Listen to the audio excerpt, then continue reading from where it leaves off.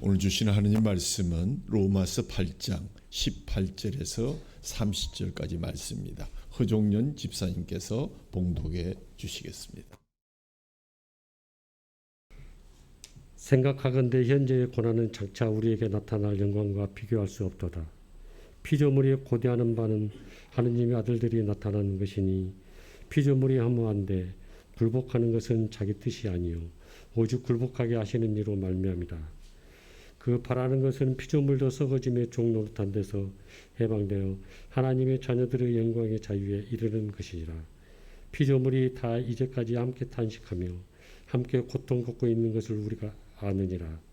그뿐 아니라 또한 우리고 성령의 처음 익은 열매를 받은 우리까지도 속으로 탄식하여 양자될 것 곧 우리 몸의 속량을 기다리느니라.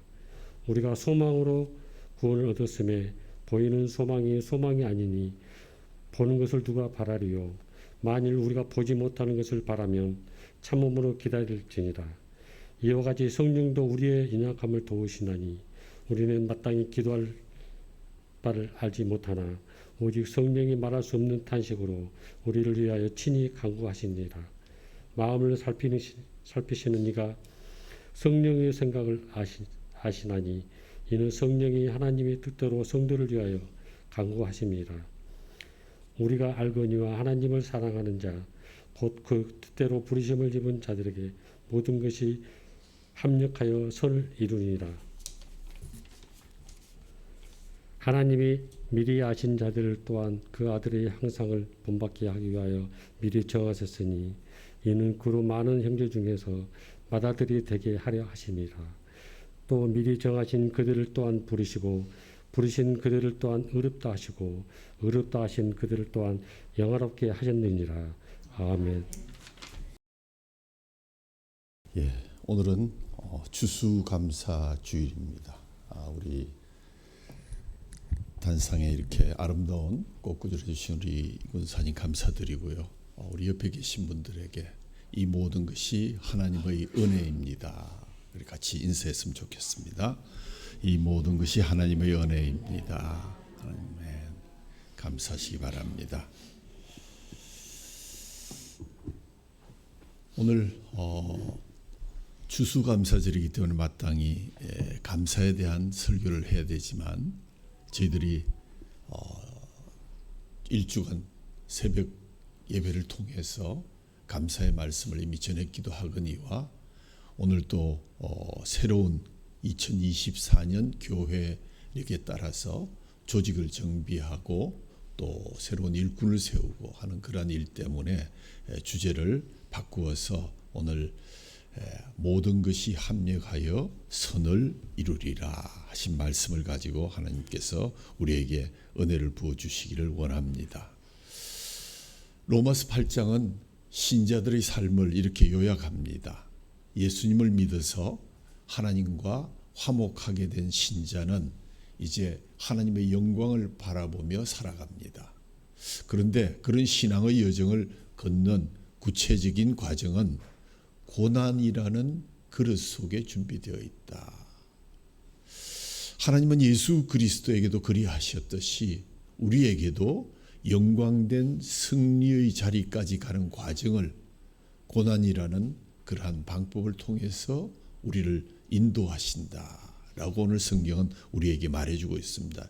이 고난이 얼마나 큰 것인지 하는 것은 오늘 8장 20절 이하에 잘 소개되어 있습니다. 20절을 보면 피조물이 허무한데 굴복하는 것은 자기 뜻이 아니라 오직 굴복하게 하시는 이로 말씀이니라 라고 말씀합니다. 이어서 22절에 보면 피조물인 창조세계가 모두 탄식하며 함께 고통을 겪고 있다. 그리고 23절에 가면 성령의 처음 익은 열매를 받은 우리까지도 신자까지도 탄식하면서 몸의 속량을 기다리고 있습니다 라고 표현했습니다. 그리고 26절에 보면 우리가 잘 아는 말씀인데 성령도 마땅히 기도할 바를 알지 못하는 우리의 연약함을 도우셔서 어떻게 기도해야 되는지조차를 알지 못하고 우리의 연약함을 보시고 말할 수 없는 탄식으로 우리를 위해서 간구하신다라고 표현합니다. 22절과 23절에 나온 피조물의 탄식이 우리의 고통의 깊이를 대변하는 것이라면 26절에 나온 성령의 탄식은 대강대강 넘어가지 않고 너희들의 고통에 내가 동참하겠노라 하는 하나님의 의지의 표현으로 이해할 수 있을 것입니다. 근데 우리는 이런 것을 보면서 좀 겁이 납니다. 예수 믿으면 안 믿을 때보다 좀 나아져서 마음도 편하고 모든 일이 잘 될 것 같은데 믿어서 가는 길이 고통의 길이다. 더 힘들게 된다고 하면 가능한 한 바로 하나님이 부르시기 전날 밤쯤 믿으면 어떨까? 우리가 믿으면서 늘 경험했듯이 아니 내가 뭘 잘못했는가? 이게 뭔가? 내가 열심히 믿은 결과가 이것인가? 하는 그러한 고난의 늪에 빠져 있을 때도 많이 있었을 것입니다. 이런 고민에 대해서 오늘 로마서 8장이 하나님의 일하고 계심에 대한 분명한 확신을 촉구하면서 우리에게 답을 주는데 그것이 바로 우리가 새해 우리 교회 표로 채택한 28절 말씀입니다. 우리가 알거니와 하나님을 사랑하는 자 곧 그의 뜻대로 부르심을 입은 자들에게는 모든 것이 합력하여 선을 이루느니라. 아멘. 이 말씀 매우 중요합니다. 모든 것이 합력하여 선을 이룬다는 표현은 결국 우리가 우리 자신을 부추기고 채찍질하고 노력하여 도달하는 결국을 이야기하고 있는 것이 아닙니다. 우리의 능력이나 책임의 한도를 넘어선 어떤 하나님의 목표, 하나님이 우리를 인도하시려는 그 사랑을 분명하게 제시해 주시고 있기 때문입니다. 이 말씀은 우리가 최선을 다하면이라든지 우리가 열심히 기도하면 우리가 또 새해 봉사를 잘하면 전도를 잘하면 우리의 진정성이나 성의를 조건으로 하여 도달할 수 있는 것 그것보다 훨씬 더 높고 넓은 의미의 그것을 포함하고 있습니다. 그래서 28절의 모든 것이라는 것은 우리가 미처 이해하지 못한 것, 우리가 미처 살아내지 못한 것, 우리가 기대하지도 못했던 놀라운 일을 하나님께서 합력하여 선을 이루게 하시겠다는 약속입니다. 그렇다면 우리는 앞으로 어떻게 살아가야 될까? 하나님의 일하심으로 하나님을 사랑하는 자, 곧 그 뜻대로 부르심을 입은 자들에게 주시는 하나님의 놀라운 약속을 우리가 어떻게 살아내야 할 것인가 하는 것이 그 다음 과제가 되겠습니다.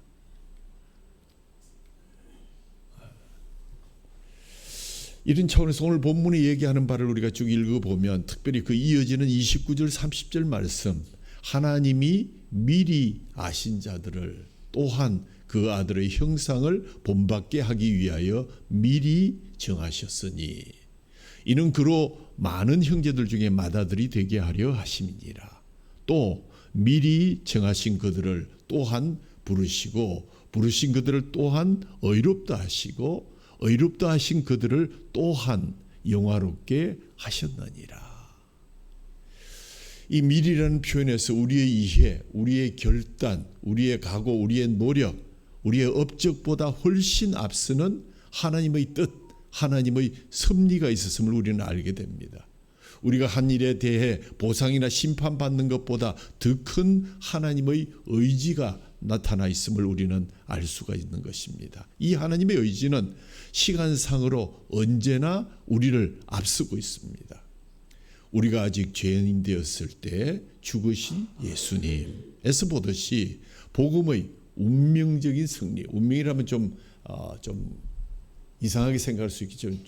복음의 어떤 주님의 섭리적인 승리를 미리 약속하고 계신다. 미리 아신 자들, 하나님이 우리를 만드셨기 때문에 우리를 아시고 계십니다. 내가 너를 나의 뜻과 목적을 가지고 그래서 이 시간 그 때를 맞추어서 너를 만들었다. 내가 너를 잘 아노라. 너희 세포를 조성한 것도 나다. 이런 뜻입니다. 또한 그가 우리를 미리 정하셨습니다. 정하셔서 무엇 하셨습니까? 부르시고 의롭다 하시고 영화롭게 하셨습니다. 모든 믿는 자의 현실은 어디쯤 와 있는 것일까? 여러분 다 부르심을 받고 의롭게 된 자리에 와 있는 것입니다. 성경에서 말하는 구원은 하나님의 가족으로 편입된 것입니다. 예를 들어서 성경이 말하는 죄라는 것은 하나님 없음, 하나님 거부, 하나님 무시라는 것이라면 구원은 내가 하나님의 가족입니다. 하나님의 가족으로 나를 편입시켜 주신 것입니다. 하나님을 아버지라 부를 수 있는 지위와 신분을 저에게 주셨습니다. 라는 고백입니다. 의롭게 됨이란 하나님과의 관계가 정상화되는 것입니다. 우리는 다 여기까지 와 있습니다. 아니, 내가 뭐 의롭습니까? 여러분의 의지에 관계없이 하나님은 여러분의 죄의 옷을 벗기시고 하나님의 의의 옷을 우리에게 입혀 주셨습니다. 그래서 우리 속에는 이미 우리가 의도하지 않았는데도 불구하고 성령님께서 우리에게 침입하셔서 우리 속에 하나님의 전을 차리시고 그 속에 성령님이 지금 내주하고 계신 것을 믿습니다. 자, 그렇다면 우리가 이제부터 어디로 가야 할 것인가? 하나님께서 이루시는 승리의 자리, 영광의 자리로 가야 할 터인데 여기에 모든 시제가 미리 아시고 미리 준비하셨고 모든 것을 완료형으로 이야기하고 있습니다. 미리 정하신 그들을 부르셨고 부르신 그들을 의롭다 하셨고 의롭다 하신 그들을 영화롭게 하셨느니라. 이미 다 완료된 형태입니다. 이미 이루어진 우리의 미래임이 현실입니다. 참 미래가 현실로 이미 이루어졌다는 이러한 표현은 하나님의 영적인 표현은 아니고는 모순 덩어리일 수 있습니다. 이런 하나님의 일하심 때문에 우리가 이 자리까지 올 수 있게 되었고 이미 영화롭게 하신 우리를 이 자리로 부르셔서 시간 속에서 살게 하신 것 모든 것 되돌아보면 하나님의 은혜였습니다. 이것이 성경이 말하는 하나님이 우리에게 베푸신 구원의 신비입니다. 프랜시스 셰프라는 분이 20세기 뛰어난 그 기독 지성인 중에 한 명인데 목사로 부름을 받아서 열심히 복음 사역을 하다가 서구 사회가 인본주의에 넘어가서 그 영향으로 교회가 쇠퇴하는 모습을 보고 이에 대한 자기 반성으로 스위스의 라블이라는 수련원을 짓게 됩니다. 인본주의에 물들어 방황하는 젊은 영혼들에게 지성에 대한 호소를 통해서 복음을 가르치고 그들을 상담하는 일에 생애를 바쳤습니다. 그러면서 그가 마지막 쓴 책의 제목이 그러면 우리는 어떻게 살 것인가? How should we then live? 그러면이란 말은 then이라는 표시 때문에 그렇습니다. 자, 그렇다면 하나님이 모든 것을 택하신 자들을 불러서 합력하여 선을 이루어 주시겠다고 약속하셨고 그렇다면 우리는 어떻게 세상을 살아가야 할 것인가? 라는 제목으로 이것이 오늘 바로 본문의 주제이기도 합니다. 그러면 우리는 오늘 어떻게 살아가야 할 것인가? 이미 시작되었고 완성되고야 말 하나님의 작정과 의지와 약속 가운데서 우리는 오늘 어떻게 살아가야 할 것인가? 어제까지의 모든 일들은 이미 저질러진 일들인데 때로 실패도 있었고 때로 어려움도 있었지만 문제는 오늘부터 지금부터 주님 부르시는 그날까지 우리는 어떻게 살아가야 할 것인가? 이 과정을 신학적으로 얘기할 때 성화 이렇게 부릅니다. 여러분 성화하면 그거 거룩하게 되는 것, 좀 더 도덕적이고 좀 더 선한 삶을 살아가는 것 이런 진전적인 생각을 하게 될 것입니다. 그러나 그것이 이렇게 간단한 문제가 아닙니다. 신앙생활에서 매일 부딪히게 되는 가장 큰 주제는 사실 알고 보면 성화의 문제입니다. 구원은 이미 이루어진 것이고 완성된 것은 이제 약속되어 있기 때문에 승리와 완성은 미루어져 있지만 신자에게 이 과정은 목적지를 향해 전진하는 완만한 그러한 상승곡 천천히 올라가도 언젠가 때를 되면 순환의 어떤 기회를 거쳐서 나는 그곳에 도착할 것이다. 그것이 믿음이다. 이렇게 생각해 왔습니다. 그러나 이 길은 부침이 심한 굴곡진 곡선으로 경험되는 것이 대부분입니다. 진전보다는 되돌아보면 퇴보할 때도 많았고 낙관할 상황보다는 비관할 때가 더 많았던 그러한 우리의 인생이었습니다. 그럼에도 불구하고 성경은 목적지가 변경되거나 취소되는 일은 없습니다. 결코 하나님은 그 일에 있어서 타협하지 않으십니다. 분명하게 단언하십니다. 하나님을 사랑하는 자, 곧 그의 뜻대로 부르심을 입은 자들에게는 모든 것이 합력하여 선을 이루느니라 라고 못 박아 놓으셨습니다. 우리가 아무리 깊이 추락했다 할지라도, 우리가 모든 것을 다 잃고 탕진했다 할지라도 목적지를 향해서 다시 이어 나갈 수밖에 없는 삶을 하나님께서 예배해 주신 줄로 믿고 감사하시기를 바랍니다. 하나님이 우리의 이 삶을 이어 나가시고야 말 것입니다. 성어로 표현되는 이 과정을 어떻게 이해해야 될 것인가? 이것은 신학적으로 매우 중요한 이야기입니다. 성화란 무엇인가라는 책에서 개신교 내 여러 교파의 성화에 대한 견해를 쓴 책이 있는데, 그 개혁주의 성화관을 설명하면서 개혁주의 성화관을 이해하기 전에 다른 교파들의 성화관을 좀 소개해야 되겠다 해서 이렇게 소개하고 있습니다. 루트교는 구원을 더 깊이 이해하는 것이 성화다. 감리교는 최선을 다해서 하나님 앞에 자신을 드리는 생애가 되는 것이 바로 성화다라고 이렇게 가르치고 있습니다. 오순절 성령파는 성화를 신자의 존재와 삶에 대한 성령의 분명한 확인으로 결정되는 사건이다. 신비주의파에서는 깊은 내적 성찰과 명상을 통해서 하나님을 만나고 신비하고 환상적인 영적 체험을 하는 것이다. 이렇게 이해하고 있습니다. 성화에 대한 이 교파들의 설명을 들으면 얼른 대부분 수긍할 수 있는, 그런 이해할 수 있는 것들입니다. 상식적 수준에서 우리가 받아들일 수 있는 그러한 교리들이고 주장이기 때문입니다. 그런데 잘 들으십시오. 개혁주의 성화란 것은 이러한 다른 교파들과의 차원이 다르고 이해하기에도 만만치 않은 도전이 있습니다. 개혁주의 성화란 것은 예수 그리스도와의 연합을 의미하는 것이다. 좀 이해하기 어려운 말입니다. 성화에 대한 다른 교파의 교리들은 신앙이 확인되고 이해되고 진전되는 그러한 성격을 갖고 있는데 비해서 이 개혁주의, 저희들이 속한 장로교 개혁주의를 포함해서 종교개혁주의에서 말하는 성화에는 진전이라는 개념이 없습니다. 여기가 잘 이해해야 될 모순점이기도 합니다. 그리스도와 연합이 무엇일까? 개혁주의에서 말하는 성화, 곧 그리스도와 연합이란 새로운 삶으로의 변화를 의미한다. 로마서 6장에 가면 성화에 대한 개혁주의 이해를 돕는 구절이 하나 있는데 6장 4절 말씀입니다. 그러므로 우리가 그의 죽으심과 합하여 세례를 받음으로 그와 함께 장사되었나니 이는 아버지의 영광으로 말미암아 그리스도를 죽은 자 가운데서 살리심과 같이 우리로 또한 새 생명 가운데서 행하게 하려 함이라. 앞의 모든 종교 교단들의 구원은 점점 나아질 것이다. 좀 더 깊이 이해하고 좀 더 깨닫고 좀 더 체험하고 하는 그러한 것을 주장했다면 이 개혁주의는 그런 것이 아니다. 예수와 함께하는 것, 예수 그리스도와의 연합이 성화이다. 우리가 어떻게 연합해서 예수님과 연합할 수 있었겠는가? 그것은 먼저 죽어야 된다. 죄에 대하여 죽어야 된다.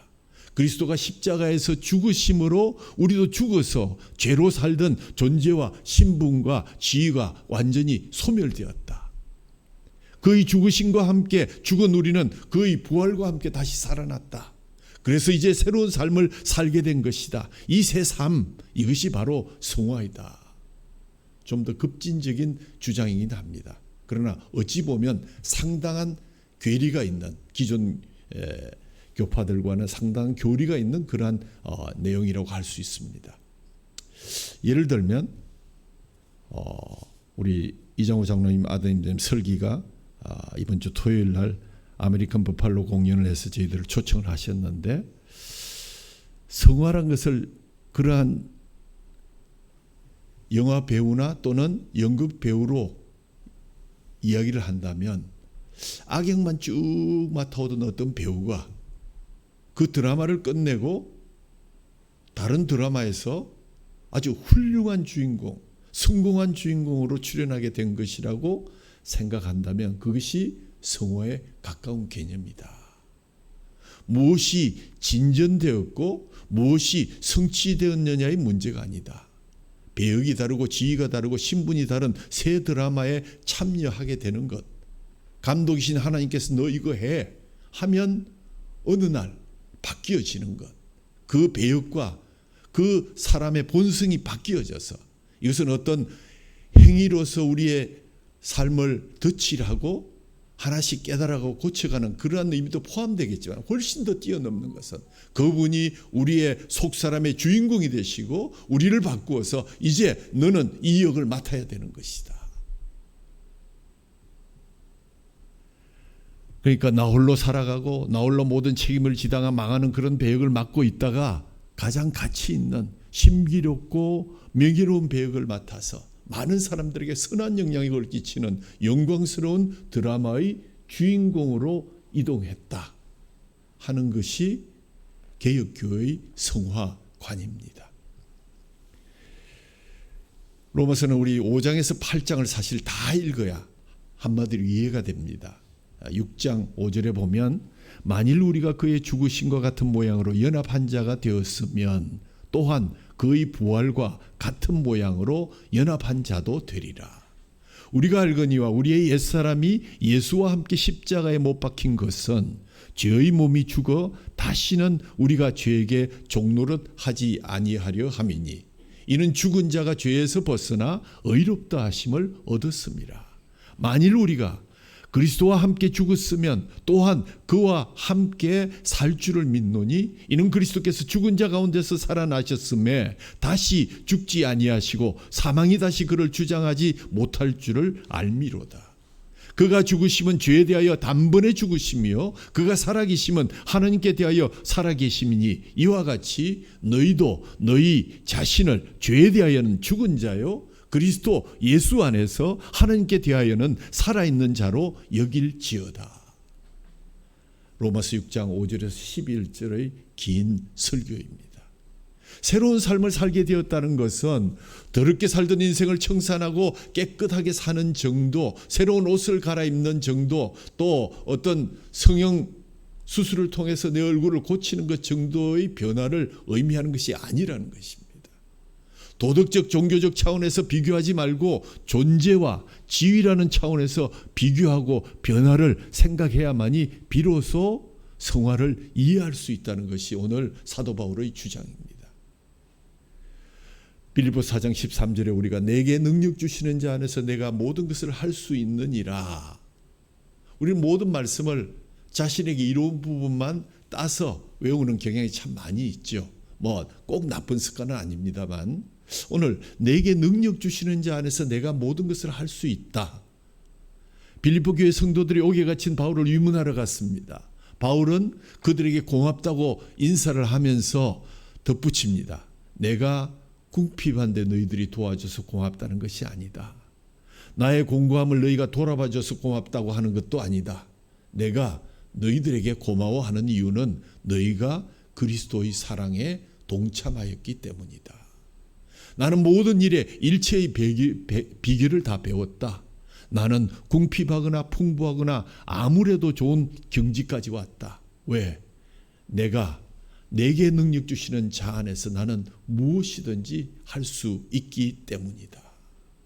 라는 것이 바울이 이 말씀을 내게 능력 주시는 자 안에서 내가 모든 것을 할 수 있다고 주신 말씀의 뒷배경입니다. 근데 우리는 흔히 예수님만 능력 주시는 예수님만 나에게 있으면 내가 뭐든지 다 할 수 있어. 합격도 할 수 있고 우승도 할 수 있고 성공도 할 수 있어. 이렇게 생각하지만 사실 그 배경은 사뭇 다르다는 것을 우리는 알 수 있습니다. 이 말이 나에게 무엇이든지 해결할 수 있다. 그분이 나에게 정말 올마이티가 되어서 그분이 나와 함께 있으면 다 이길 수 있다. 그런 뜻이 아니라 나는 어떤 낮은 곳에서도 어떤 초라함도 어떤 낮음도 다 당할 수 있다. 하나님이 어떤 경우에서든 동일하게 일하신다는 것을 나는 알기 때문이다.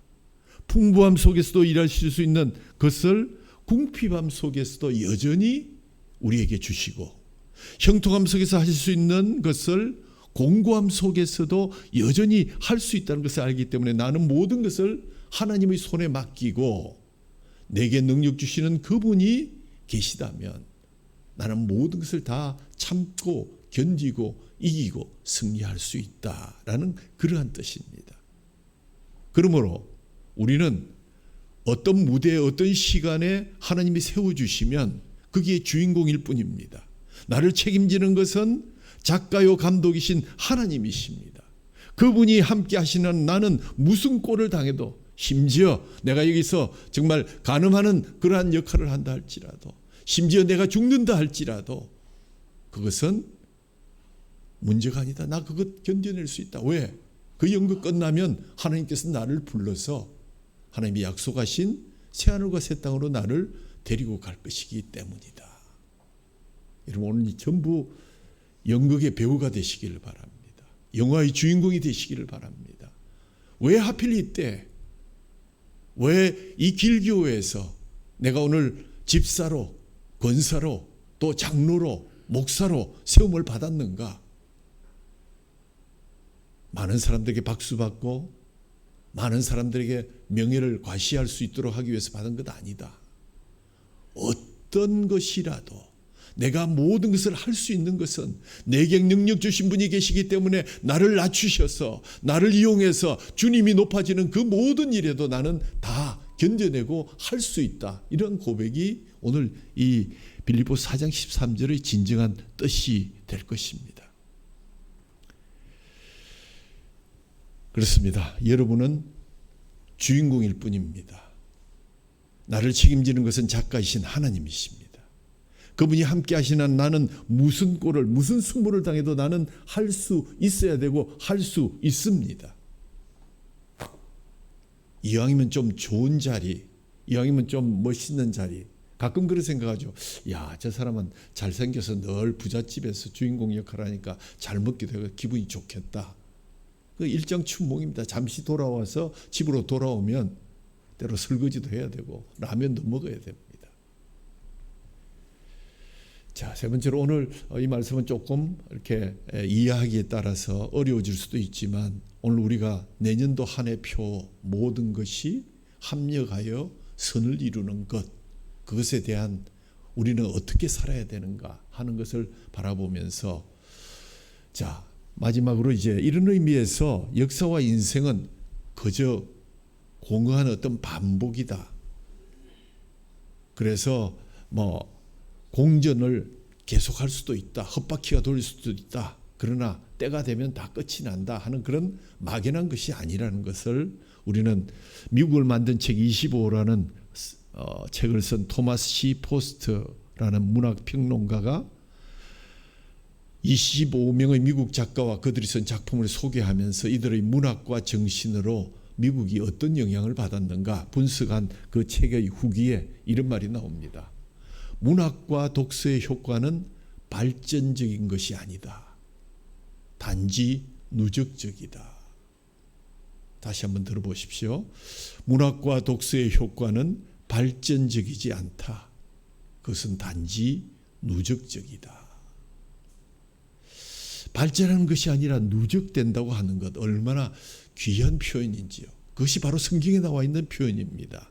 여러분에게 주어진 것이 어떻게 충만해지는가, 우리가 어떻게 어디로 가야 하는 것은 바로 우리가 어떻게 충만해져 가야 되는가 하는 것을 신앙의 주제로 삼아야 되는 것이기 때문입니다. 에베소서 1장 23절에 교회는 그의 몸이니 만물 안에서 만물을 충만하게 하시는 이의 충만함이니라. 교회를 우리 자신의 이름으로 한번 바꿔보십시오. 누구 집사는 하나님의 몸이니 만물 안에서 만물을 충만하게 하시는 이의 충만함이니라. 여러분 지금 충만해 계십니까?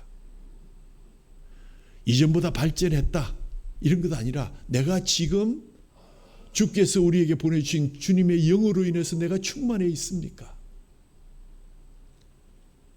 여러분은 무엇이 부족하고 공고한 것도 아니요 다른 사람보다 열등하고 고통을 받거나 불행한 것이 아닙니다. 이 모든 고난이 예수 그리스도 안에서 모두에게 충만히 주신 것을 우리 각각의 삶 속에서 확인하고 채우고 누리는 싸움, 그것이 바로 성화이다.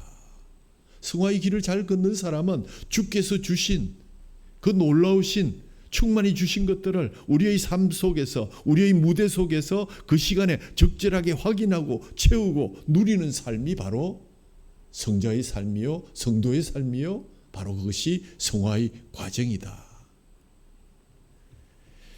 그래서 이 흑인 작가의 작품을 소개하면서 블루스가 이렇게 포스트가 이렇게 설명을 했습니다. 여러분 블루스라는 표현을 알죠? 낡은 피아노가 멜로디를 신음하게 한다. 저는 이 표현이 참 마음에 듭니다. 왜냐하면 음악은 어떤 특수한 인종의 체험에서 나오는 것이라고 생각되기 때문입니다. 차별사회가 그들에게 주는 삶의 경험, 고통, 그 쓰라림 속에서 그 흑인들이 겪은 고통스러운 차별과 모멸 속에서 블루스가 나오고 재즈가 나왔습니다. 흑인이 되어보지 못하고는 결단코 만들어낼 수 없는 장르이기도 합니다. 우리는 우리의 삶이 얼마나 구체적인 성육신인지 잘 이해하지 못할 때가 있습니다. 예수님께서 십자가에서 돌아가시면서 아버지 저들을 사하여 주옵소서 하는 기도의 자리까지 내려가신 그 성육신의 기도를 우리가 다시 한번 기억해야 합니다. 복음을 하늘에다 깨끗한 종이다 쓰신 것이 아니라 예수님은 실제로 채찍 맞고 못 박혀 죽으심으로 숨을 헐떡거리며 그 거친 숨 속에서 피 흘리시며 살찌끼시며 하나님의 영광이요 하나님의 의지를 나타내신 것이라는 사실을 기억하셔야 됩니다.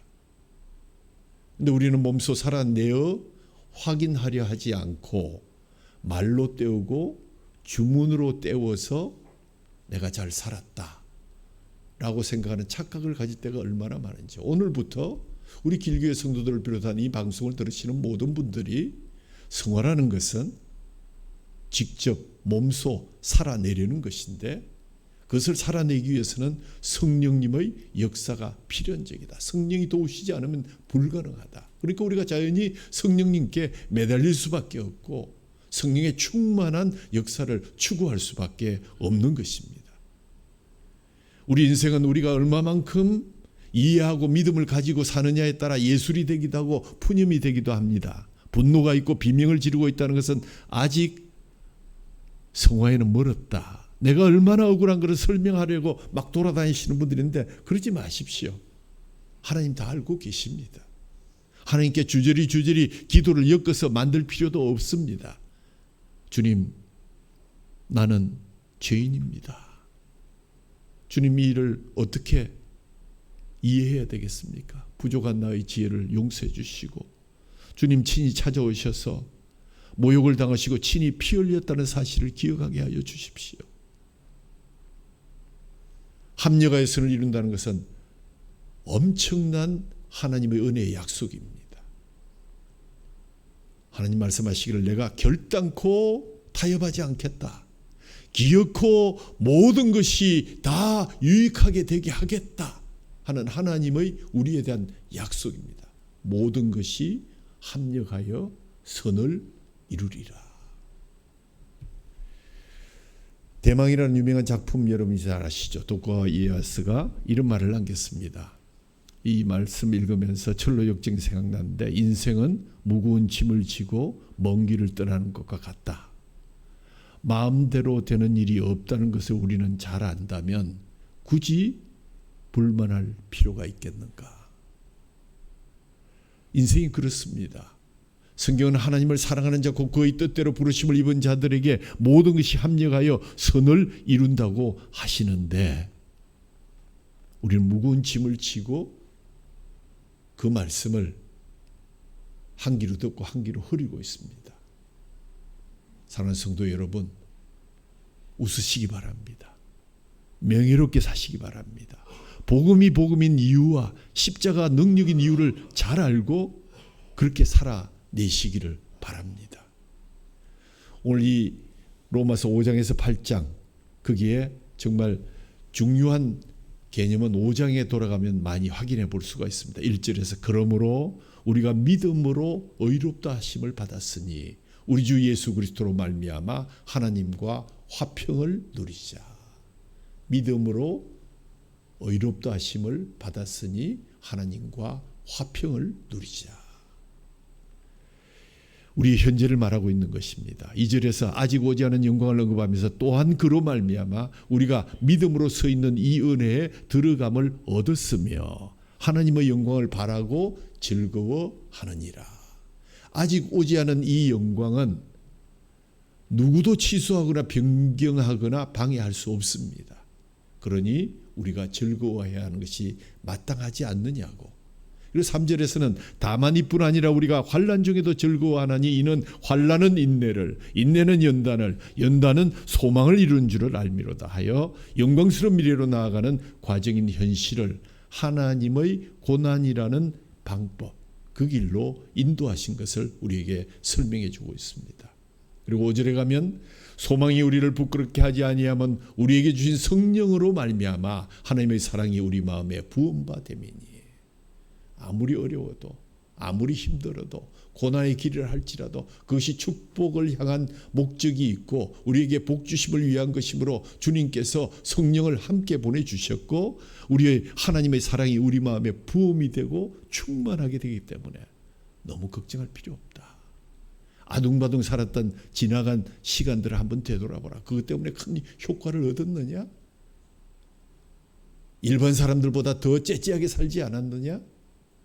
그러니 우리를 위해서 죽으신 하나님께서 우리에게 자기의 사랑을 확증하셨던 일, 로마서 5장 6절 8절 우리가 잘 아는 부분입니다. 우리가 아직 연약할 때 기약대로 그리스도께서 경건하지 않은 자를 위하여 죽으셨도다.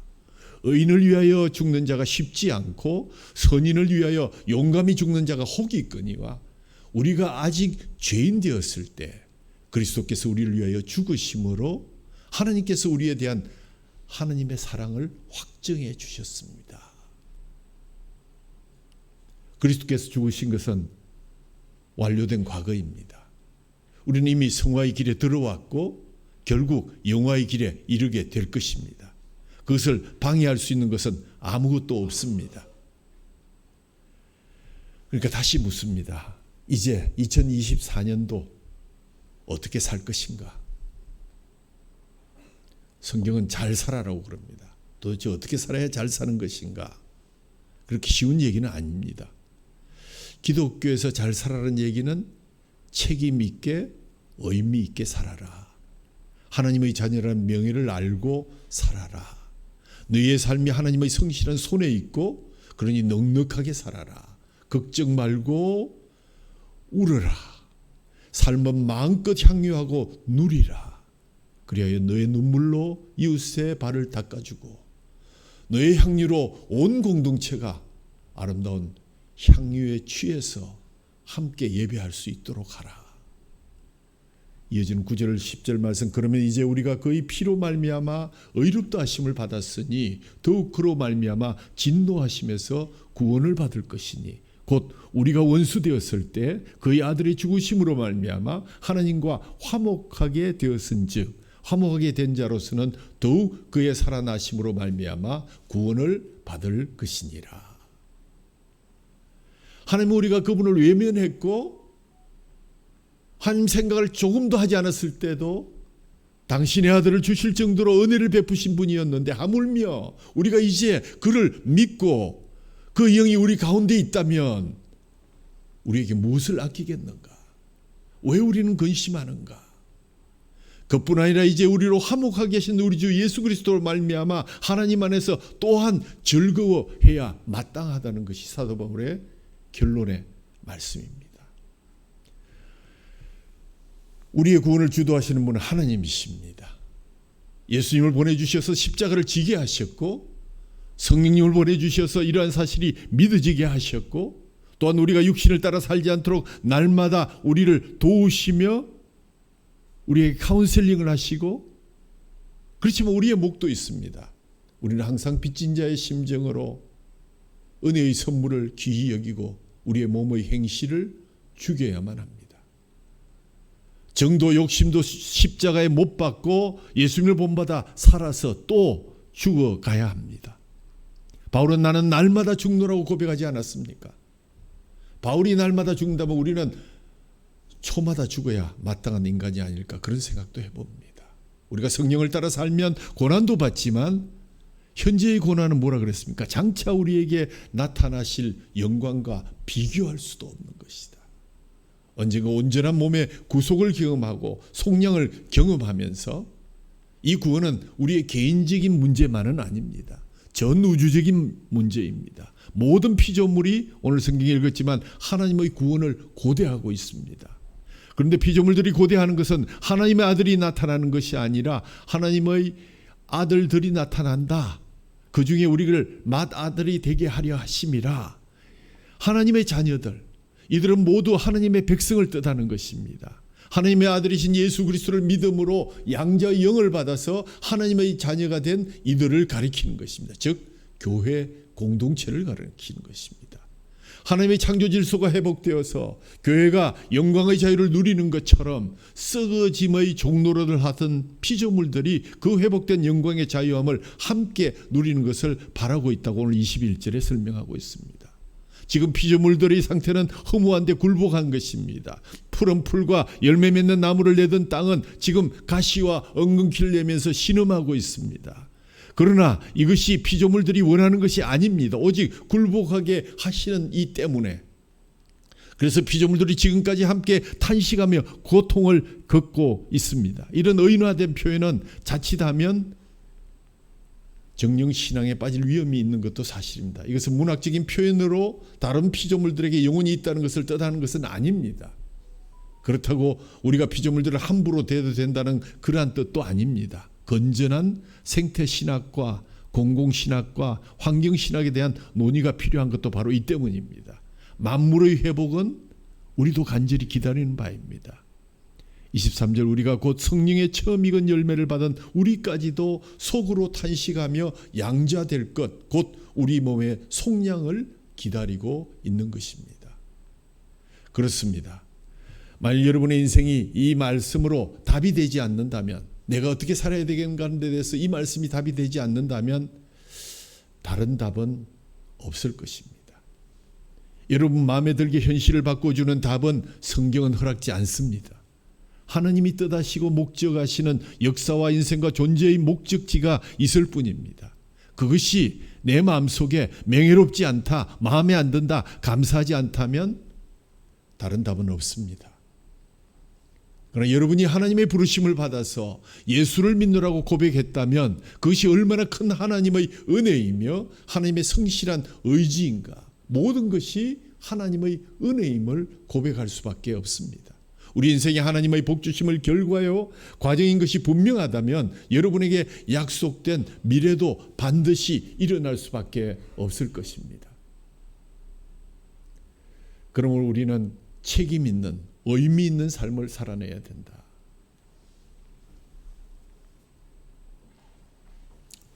결론을 말씀드립니다. 우리는 은혜로 구원을 받았습니다. 모든 것이 살아온 것조차도 오늘 이 시간까지도 하나님의 은혜로 살아왔습니다. 성령의 도우심으로 속사람이 날로 새로워져서 모든 것이 합력하여 선을 이루시는 저와 여러분이 되기를 간절히 소원합니다. 믿음의 자랑과 기적과 감사가 지나가는 세월 속에 충만하게 누적되어서 천국 백성으로 주님 만나 뵐 때 기쁨으로 만날 수 있는 저와 여러분 되기를 주님의 이름으로 다시 한번 축원합니다. 아멘. 하나님 아버지 감사합니다. 우리에게 주신 귀한 주님의 사랑을 다시 한번 확인하고 모든 것이 합력하여 선을 이루리라는 이 말씀의 깊은 뜻도 우리에게 보내주셨습니다. 더욱 깊이 묵상하면서 오늘 주어진 한 해 동안 우리에게 주어진 직분과 명예를 하나님의 것으로 성화시켜가는 그러한 저희들이 되게 하여 주시옵소서. 오늘도 약속하신 대로 귀한 주님의 살과 피를 받습니다. 이 모든 것이 하나님의 은혜임을 고백하면서 특별히 연약한 지체들에게 하나님 주님의 살과 피가 효 믿도록 인도해 주옵소서. 우리 주 예수 그리스도 이름으로 감사하며 기도하옵나이다. 아멘.